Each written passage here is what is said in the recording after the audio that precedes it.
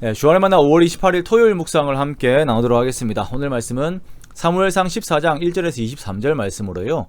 요나단의 전쟁이라고 한 제목으로 함께 묵상을 나누도록 하겠습니다.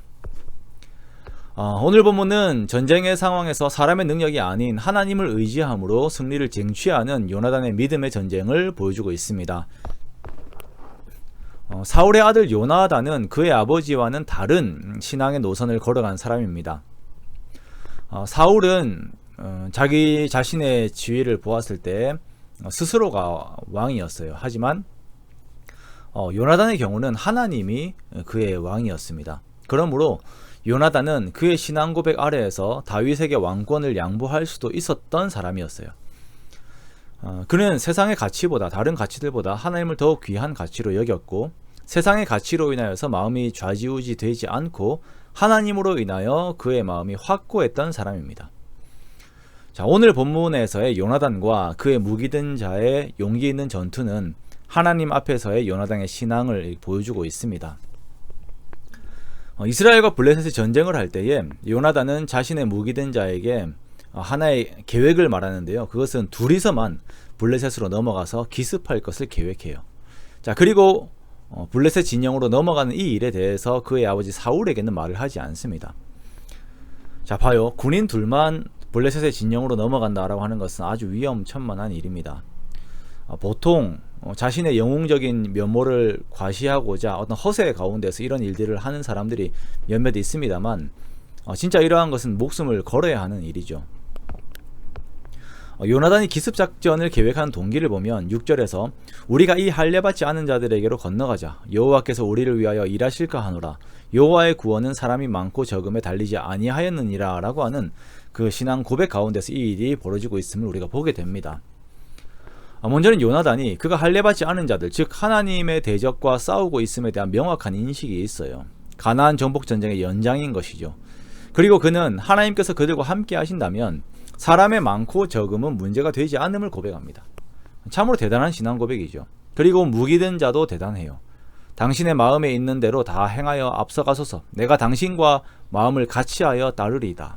자, 이렇게 남자 두 명이 마음이 딱 맞아가지고는 블레셋으로 올라갑니다. 그러면서도 하나님의 사인을 기다려요. 만약에 블레셋 진영에서 자신들을 노출시킨 후에 블레셋 사람들이 우리가 내려가겠다 라고 한다면은 이건 사인이 아니다. 하지만 블레셋 사람들이 올라오라 라고 말을 한다면 그것은 하나님께서 블레셋을 요나단 일행에게 넘긴 표징으로 삼고 싸우겠다라고 말해요. 그리고 실제로 그들이 노출되었을 때에 블레셋은 그들에게 올라오라 라고 말을 하지요. 자, 이렇게 요나단과 병기든 자는 요새를 손발로 기어 올라가서 반나절 동안 20명가량을 죽입니다. 갑작스러운 기습에 블레셋 진영이 크게 흔들려요. 사람 2명이 들어와서 기습했다고 해서 이렇게 진영이 흔들리진 않지요. 하나님께서 그들의 마음을 흔드신 것입니다.